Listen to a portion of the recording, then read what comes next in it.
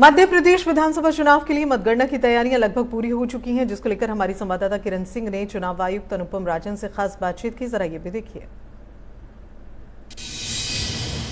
हमारे साथ यहाँ पर मध्य प्रदेश के इलेक्शन कमिश्नर हैं अनुपम राजन जी, वो हमारे साथ जुड़ चुके हैं। उनसे हम बातचीत कर लेते हैं। सर, आपका बहुत बहुत स्वागत है MH one news. Thank you, धन्यवाद। सर, कल रिजल्ट जो है वो आना है, हर किसी की धड़कनें तो बढ़ी हैं, सारी तैयारी की दारोमदारी और जिम्मेदारी जो है वो आपके ऊपर है। तो किस तरह की तैयारी है कल को लेकर के पूरे स्टेट में? देखिए, 52 जिला मुख्यालयों पे ये काउंटिंग का काम हो रहा है और इसमें पूरी तैयारी की गई है। जो सेंट्रल फोर्सेस हैं उनकी देखरेख में ये सारा काम हो रहा है। सिक्योरिटी की सारी व्यवस्था सेंट्रल फोर्सेस के पास है। स्टेट की फोर्स भी है। 3 टियर सिक्योरिटी का सिस्टम है। जो अनऑथराइज्ड लोग हैं उनका प्रवेश वर्जित है। जिनको पासेस जारी किए गए हैं वही लोग काउंटिंग सेंटर्स में जाएंगे।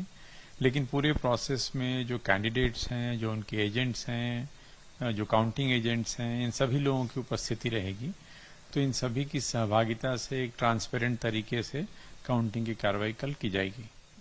सर, आपने सिक्योरिटी की बात की है। जो सुरक्षा व्यवस्था है वो कह रहे हैं कि 3 लेयर में होगा। क्या वो लेयर रहेगा, कैसा रहेगा? जैसे जो आउटर कॉर्डन होता है, सबसे पहले वो डिस्ट्रिक्ट की फोर्स है, उसके बाद स्टेट की आर्म पुलिस है, और जो सबसे इनर मोस्ट कॉर्डन होता है उसमें सेंट्रल फोर्सेज होती हैं। कहीं पे सीआरपीएफ है, कहीं पे बीएसएफ है, कहीं पे आईटीबीपी है, कहीं पे सीआईएसएफ है।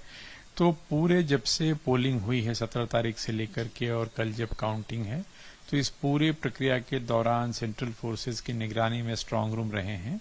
सारे ईवीएम्स वहीं रखे गए थे।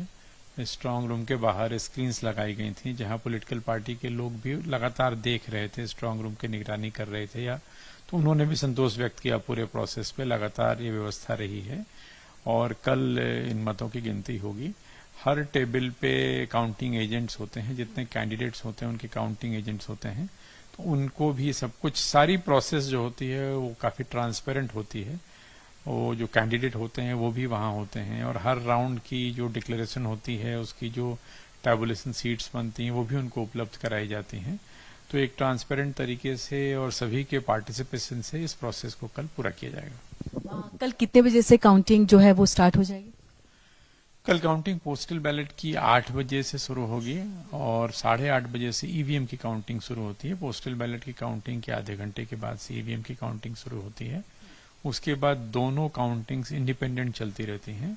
जैसे पोस्टल बैलेट की काउंटिंग समाप्त होगी, पोस्टल बैलेट के जो रिजल्ट्स आएंगे उसको अनाउंस किया जाएगा और ईवीएम्स के राउंड्स जब समाप्त होंगे तो ईवीएम्स के रिजल्ट्स उसमें अनाउंस किए जाएंगे। नॉर्मली एक विधानसभा के लिए हम लोग 14 टेबल लगाते हैं, लेकिन ऐसी विधानसभाएं जहां पे मतदान केंद्रों की संख्या काफी ज्यादा थी, जैसे सिवनी में, लखनादौन में 407 मतदान केंद्र हैं और भी कई सारे विधानसभाएं हैं, वहां पे हम लोगों ने टेबल्स की संख्या बढ़ाई है। कई जगहों पे 21 टेबल लगाई गई हैं, कई जगहों पे 18 हैं, 16 हैं, 20 हैं। तो ऐसा नहीं है कि हर जगह 14 हैं। उनके मतदान केंद्रों की संख्या को देखते हुए, ताकि रिजल्ट्स, नंबर ऑफ राउंड्स कम हो, रिजल्ट्स हमको जल्दी प्राप्त हो। इसी प्रकार पोस्टल बैलेट को भी देखते हुए हम लोगों ने टेबल्स की संख्या बढ़ाई है।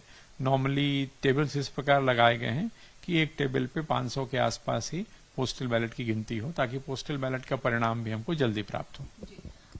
इस बार जो है कुछ नया रहा है कि जब वोटिंग हुई थी तो दिव्यांग, जिनके लिए पहले पोलिंग बूथों पर एक तैयारी की जाती थी ताकि उन्हें कोई दिक्कत ना, बट इस बार उन्होंने घर से ही वोटिंग की है। और ऐसे ही कुछ बुजुर्ग हैं जो 80 से ऊपर है, जो आ नहीं सकते हैं, तो उनकी भी काउंटिंग ऐसे ही होगी। इसको लेकर के किस तरह की तैयारी? नहीं, जो हमारे 80+ के जो सीनियर सिटीजन थे या जो ऐसे दिव्यांग साथी थे जिनकी दिव्यांगता 40% से ज्यादा थी और जिन लोगों ने ऑप्ट किया था होम वोटिंग, ऐसा नहीं है कि सभी बुजुर्गों ने या सभी दिव्यांग साथियों ने घर से ही वोट किया है। जिन लोगों ने ऑप्ट किया था, इनकी संख्या लगभग 60,000 के आसपास है। इन्होंने घर से वोटिंग की थी और घर से जो वोटिंग इनकी हुई थी वो पोस्टल बैलेट के माध्यम से हुई थी।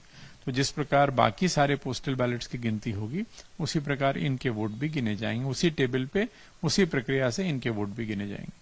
बहुत बहुत शुक्रिया अनुपम जी हमारे साथ जुड़ने के लिए और तमाम बातें यहाँ पर करने के लिए। तो ये हमारे साथ थे अनुपम राजन जी और उनसे हमने बातें की किस तरह की कल की तैयारी है। और अब देखना है कि कल जब 3 दिसंबर को रिजल्ट आता है तो किसके हाथ में जो है वो सत्ता जाती है। कैमरा पर्सन आदित्य के साथ किरण सिंह, भोपाल।